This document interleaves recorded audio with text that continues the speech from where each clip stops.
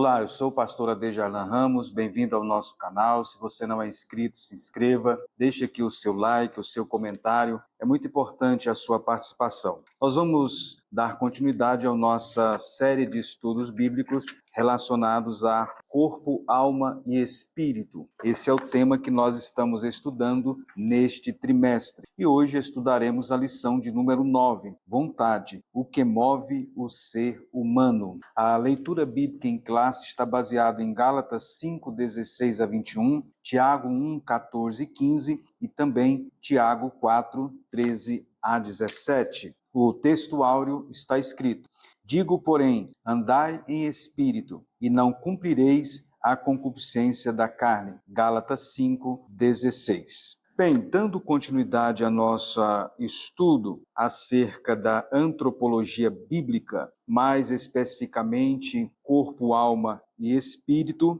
nós vamos na lição de hoje explicar o conceito bíblico de vontade como capacidade dada por Deus. Vamos mostrar como que os desejos podem escravizar o ser humano, mas também como que a redenção em Cristo pôde capacitar o homem a vencer a carne e a viver guiado pelo Espírito. E vamos também ensinar e identificar o processo de tentação. Vamos compreender como é que o desejo pode levar o homem até o pecado. Você lembra que nas lições anteriores nós estudamos já algumas das principais faculdades da alma. Nós já estudamos anteriormente acerca do intelecto, a capacidade intelectiva do ser humano, e estudamos também na aula anterior sobre emoções e sentimentos, ou seja, a sensibilidade do ser humano. Nós vimos também a relação entre o que nós pensamos e o que nós sentimos, e vimos também como que aquilo que nós pensamos e sentimos pode influenciar as decisões que nós tomamos. Então, pensar, sentir, desejar, agir, fazem parte da experiência do ser humano. Veja o dinamismo do ser humano. Veja como que a natureza humana ela é dinâmica. Ela pensa, ela sente, ela deseja, ela age. Olha como que Deus fez o ser humano com este dinamismo. Já que Deus fez o ser humano com esse dinamismo, o objetivo então da antropologia bíblica é estudar o homem à luz da palavra de Deus. Nós precisamos compreender este dinamismo da composição e da natureza humana à luz do manual do Criador, à luz da palavra de Deus, as Escrituras Sagradas. Nesta lição, nós estudaremos especificamente acerca da vontade, né? Esse aspecto da composição humana. Primeiramente, primeira parte do nosso comentário, vontade, motivação e ação.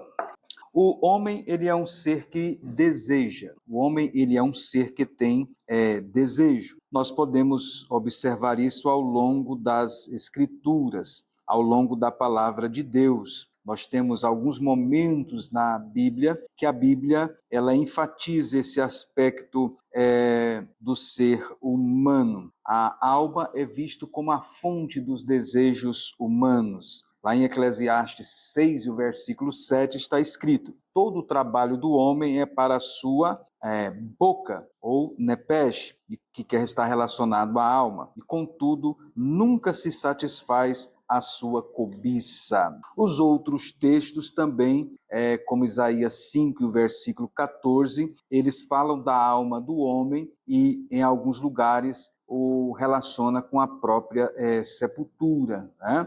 Com o sentido de fome ou sede. Nós temos outros textos que nós podemos lembrar na Bíblia. Jeremias 31, versículo 12 e 25, lá está escrito, lá retrata a alma do homem como uma garganta sequiosa, que o Senhor restaura e sacia como um jardim irrigado. Veja bem, o Senhor sacia, está relacionado à vontade, então, do ser humano. E também a Bíblia, em outros momentos, outros textos, né? Como poderíamos enumerar aqui Abacuque 2:5, Salmo 107:5, o Eclesiastes 6:7 nós já citamos. Então, nós temos vários textos na Bíblia que mostram o ser humano tendo vontade. Talvez um dos mais clássicos, especialmente do Antigo Testamento, está lá no Salmo 42, em que o salmista fala do anelo, do desejo que o ser humano, ou que a alma humana tem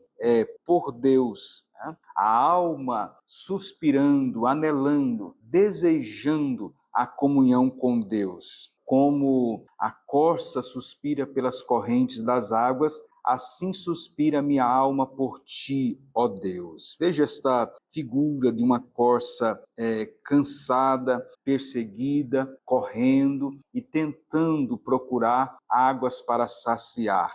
É assim que o texto retrata a vontade humana. A vontade humana move o ser humano à ação. Então, a vontade humana, ela pode ser uma bênção para a vida do ser humano. E a vontade é um elemento essencial para a nossa existência. Veja como que Deus, ele não apenas nos trouxe à existência, mas ele também cuidou de colocar em nossa natureza princípios e elementos fundamentais para manter a nossa existência humana.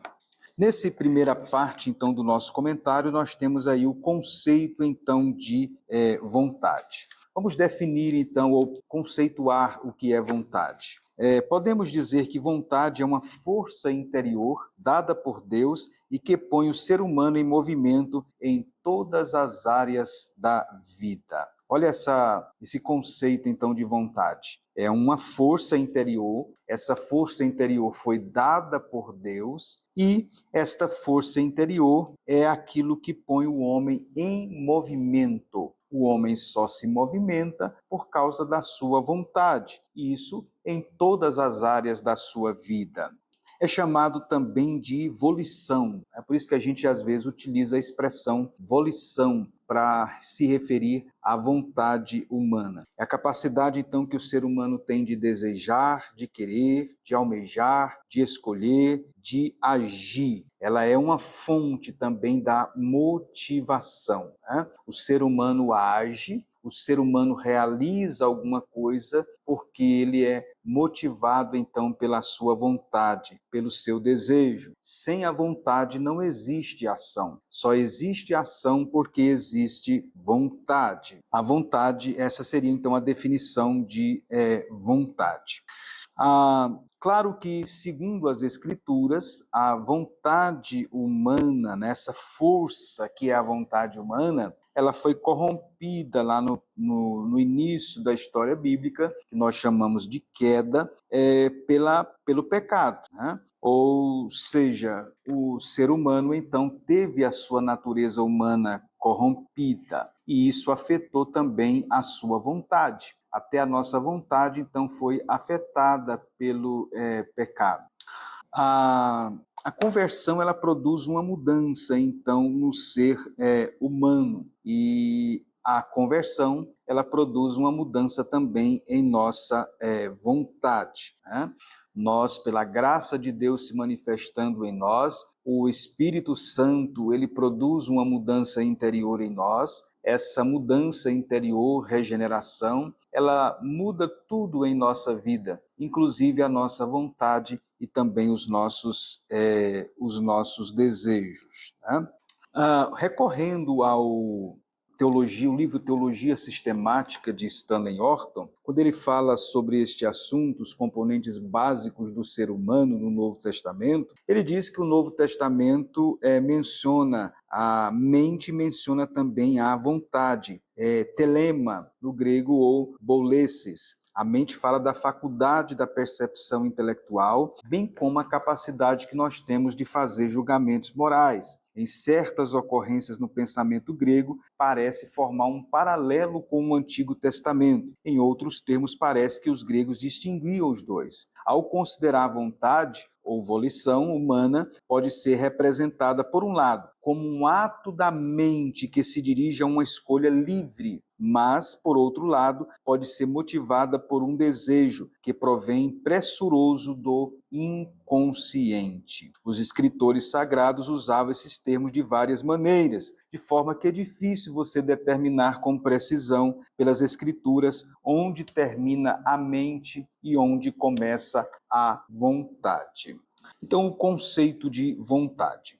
O item 2 da primeira parte do nosso comentário, do pensamento à ação. Um pensamento pode ser um simples pensamento, mas um pensamento também ele pode levar à ação, né?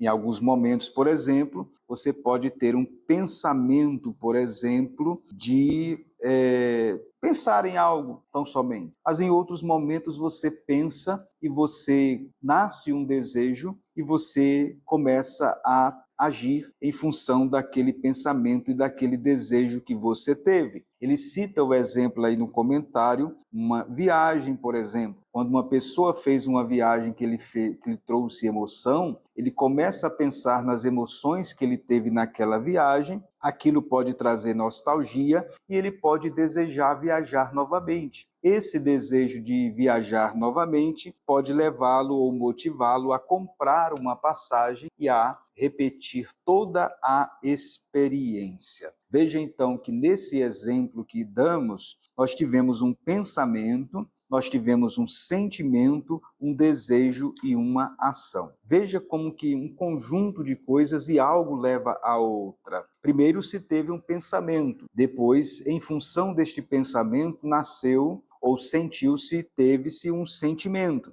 Este sentimento, proveniente do pensamento, ele teve um desejo, e esse desejo gerou uma ação. Foi exatamente isso que aconteceu com Eva lá no Éden. A conversa com a serpente gerou tudo isto, e ela então foi enganada juntamente depois com Adão. Então veja essa questão relacionada do pensamento à ação. Nós partimos do pensamento para a ação, né? Isso está claro aí neste comentário. Depois nós temos o item 3, fraqueza de vontade. Adão pecou sem ser enganado. Significa que seu entendimento da proibição e consequências relativas ao fruto da árvore do conhecimento do bem e do mal, não foi alterado. O problema dele, ou seja, de Adão, estava relacionado, então, na esfera da vontade. Ao invés de permanecer firme ao seu propósito, ele decidiu pecar, aderindo à vontade de Eva, que lhe deu o fruto. Vejam bem, a decisão errada, então, que ele tomou, né?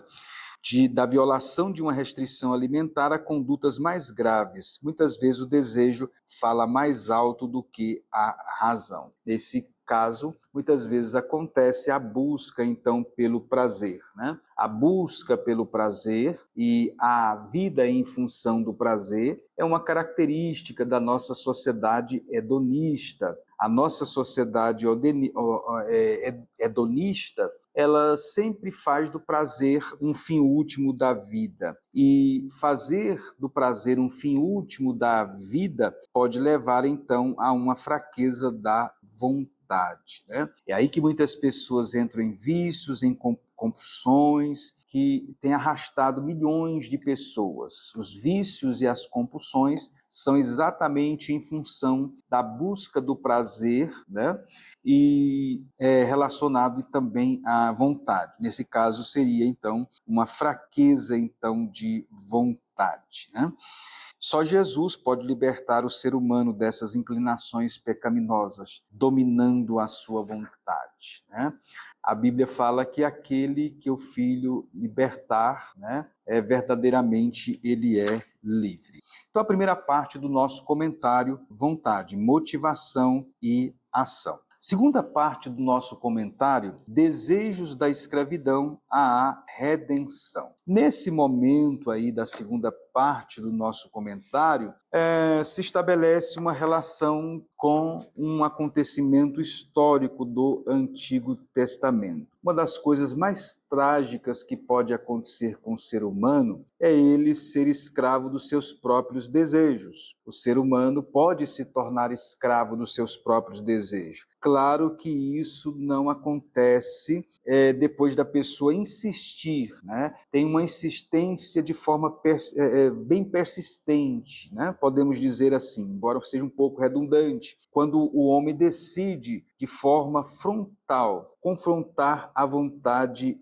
de Deus. Normalmente, essas atitudes são provenientes ou resultam em ingratidão para com Deus. Nós temos um caso assim no livro de Números, capítulo 11. Um povo que provocou a Moisés, que provocou a Deus, né? Lá no Salmo 106, 14 e 15, o texto diz, se referindo ao povo durante a peregrinação no deserto, deixaram-se levar de cobiça no deserto, tentaram a Deus na solidão, e ele satisfez o desejo, mas fez definhar a alma. Aquelas pessoas que caminharam no deserto, os peregrinos no deserto, eles viram as grandes maravilhas realizadas por Deus, mas eles se tornaram ingratos.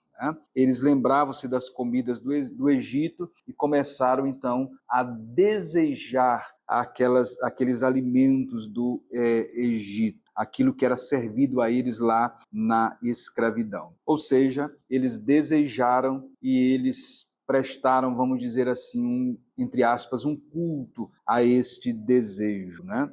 Eles pereceram, eles morreram por causa disto. Ou seja, a nação de Israel se tornou escravo, então, dos seus próprios desejos. E não foi um mero desejo, mas foi um desejo também insaciável, né? Há muitas vezes, então, que a gente insiste em satisfazer os nossos desejos egoístas. E quando nós insistimos em satisfazer os nossos desejos egoístas, às vezes Deus então nos permite fazer as coisas à nossa maneira, obviamente, mas Deus também deixa nós sofrermos as consequências decorrentes dessa atitude nossa de fazer as coisas conforme a nossa vontade. Claro que isso muitas vezes é motivado pela nossa arrogância, pela nossa soberba, pela nossa impenitência, né? Então, a experiência do deserto mostra como que o desejo pode levar uma pessoa à tragédia. E foi o caso, então, dos peregrinos durante o período da peregrinação no deserto. Por isso que o apóstolo Paulo, lá em 1 Coríntios 10, 1 a 13, ele trouxe-nos uma advertência para nós não nos deixarmos levar pelos nossos próprios desejos. Então, a experiência do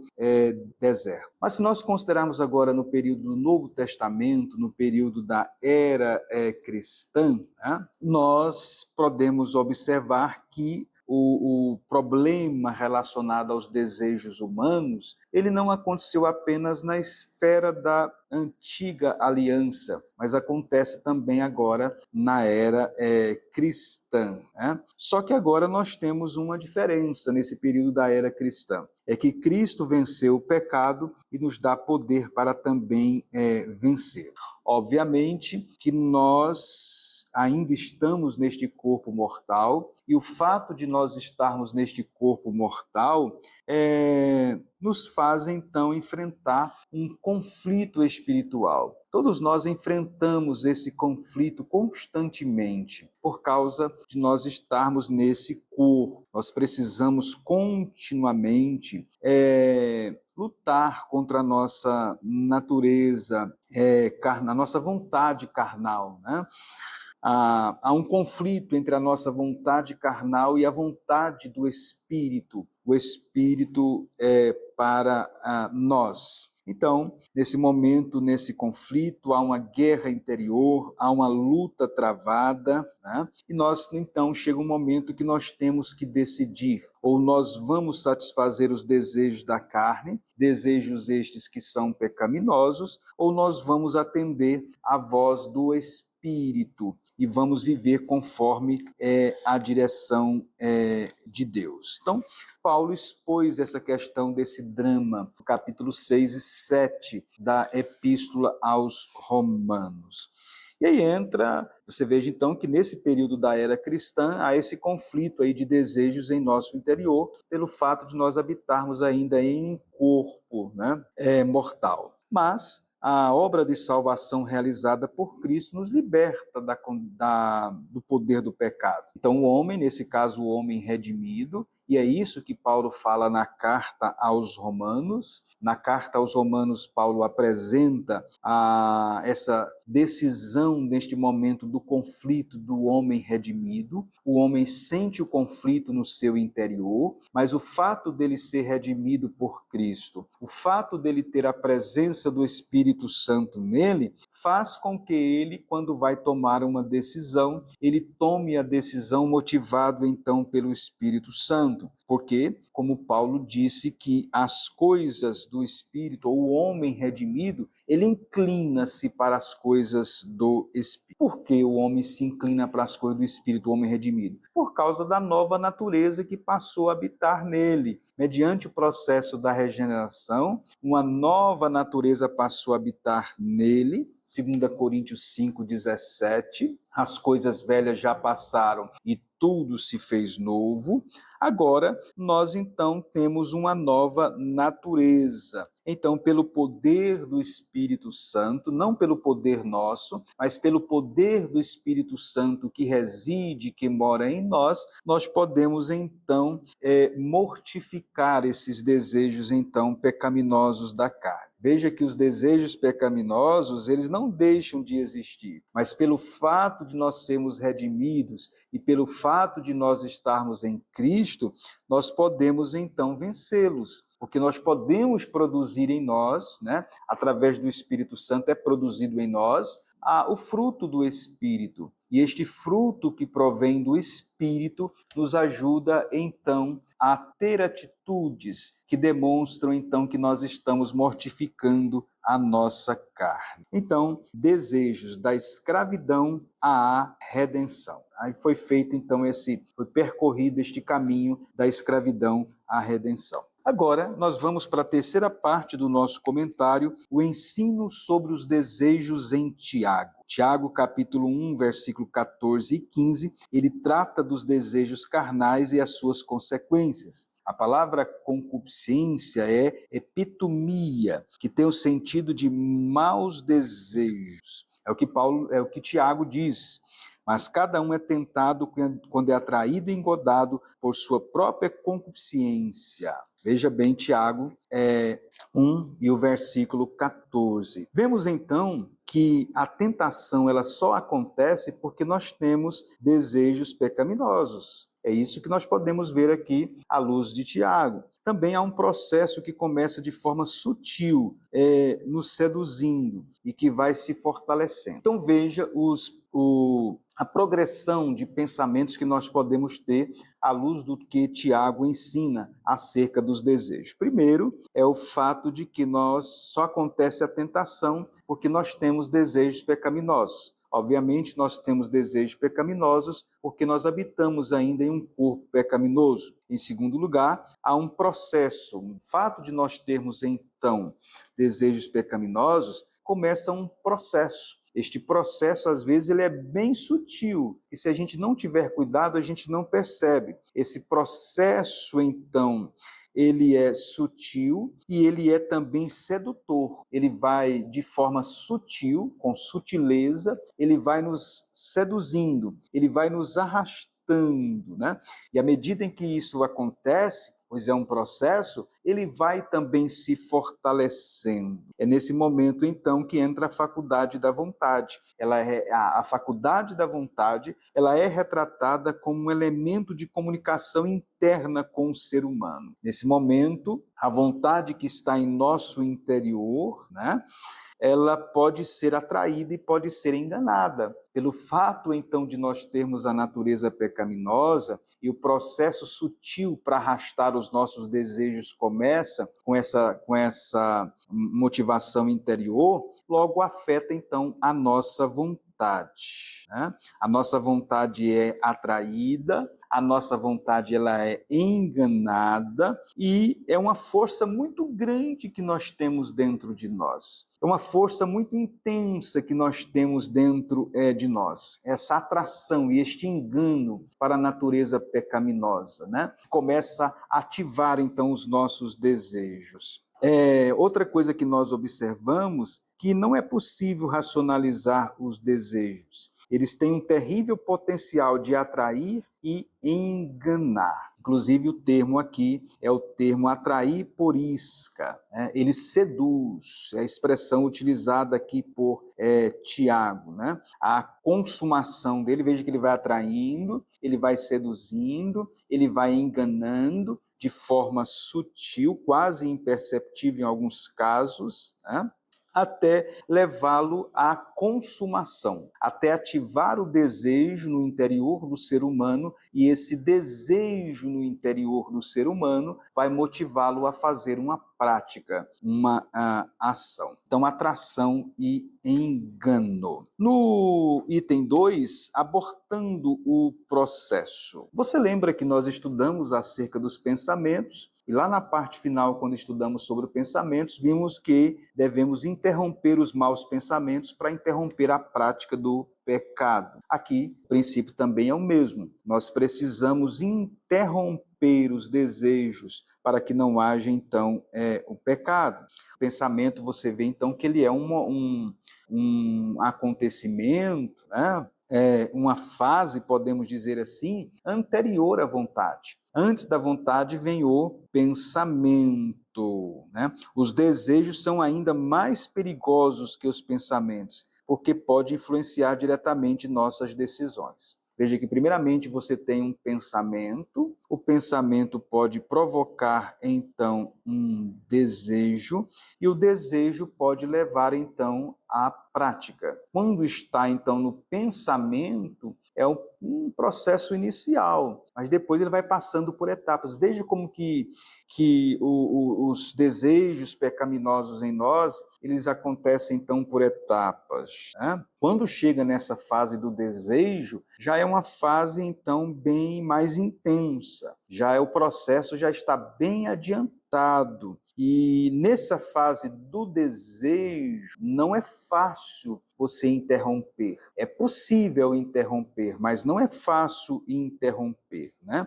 Porque quando chega nessa fase do desejo, o objeto do desejo, ele, se não for rejeitado, ele vai ficar trabalhando, então, em nós, até que ele seja satisfeito. E nesse caso, nós já estudamos sobre a consciência vai ser nesse momento ativada, dizendo que está errado, mas o desejo vai trabalhando de forma tão intensa que ele vai eliminando as barreiras e as advertências da consciência. O sinal vermelho da consciência, ele vai, então, derrubando, né? Para que a consciência, então, não atrapalhe o seu objetivo, que é aumentar o desejo e levar ao objeto, então, do desejo. A figura que o apóstolo Tiago utiliza no texto citado, Tiago no capítulo 1, versículo 14 e 15, é de um processo de gestação. Você está vendo que tudo isso que nós estamos falando, que acontece no interior do ser humano, nós podemos nos valer da metáfora, né, da figura de um processo de gestação, né? A união, primeiro, entre o desejo e a tentação, depois tentação e desejo inicia, então, um processo que, se não for abortado, leva ao pecado. Vamos repetir. Primeiro, a união entre o desejo e tentação. Você tem o desejo e você encontra, então, a tentação. A tentação e o desejo vai iniciar um processo. As duas coisas se juntam, desejo e tentação, e vão iniciar um processo bem acelerado, que, se não for abortado, vai trazer, então, a geração, né, à luz, o pecado. O pecado, então, aí seria o nascer, então, desse processo gestacional. né? Veja que o pecado primeiro ele foi gerado, ele foi gestado e depois então ele veio à tona e depois ele veio à luz. Quando o pecado veio à luz, ele já percorreu todo um processo de gestação, assim como o bebê. O bebê, quando nasce, ele já passou por todo um processo de gestação durante a sua vida intrauterina. É assim que Tiago ilustra, então, o pecado. A vontade pecaminosa deve ser rejeitada nesse momento. Veja que você tem observado que nós temos falado que é todo um processo, né? Ele vai dando um passo de cada vez, inicia de forma sutil, mas quando chega um determinado momento, ele já está bem acelerado, de forma que a interrupção se torna mais difícil quando já está quase nesta fase final, que já está bem acelerada. Mas embora seja difícil, mas não é impossível interrompê-lo. Que o Senhor, então, nos livre, então, da tentação, né? Por isso, precisamos viver em vigilância e em oração. Trazendo mais algumas reflexões aqui acerca da vontade, veja que a vontade do homem, né,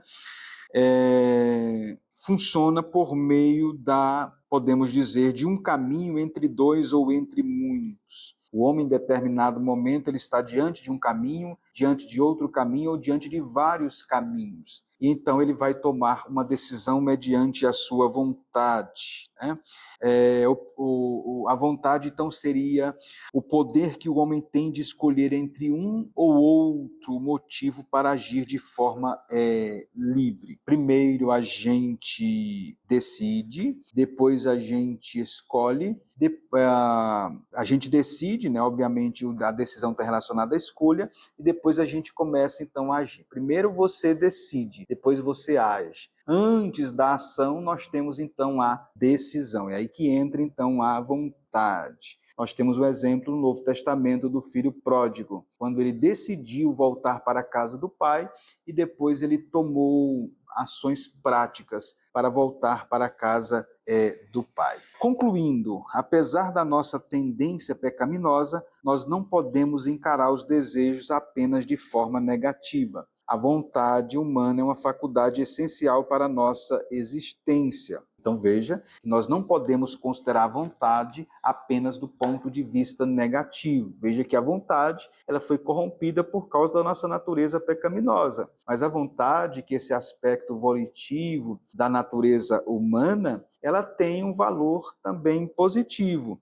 É ela que nos move para as realizações que nós realizamos na vida. As pequenas e grandes realizações, né, que nós fazemos na vida. A gente só faz realizações porque a gente tem motivações, né? A gente tem motivações. Por que eu estou aqui neste canal? Porque eu tenho uma motivação para isto. Porque eu acredito naquilo que eu faço. Eu creio na educação cristã. Eu creio que o ensino bíblico é uma ferramenta eficaz para mudar vidas. Como eu acredito na educação cristã, como eu acredito que o ensino das Escrituras, então é que eu estou aqui, me valendo então desse novo formato, daquilo que a tecnologia hoje tem me proporcionado, é que eu estou aqui. Eu tenho, portanto, uma motivação. Aquilo que eu acredito é que está me motivando a estar neste momento, neste canal, falando com você e tendo um alcance, uma amplitude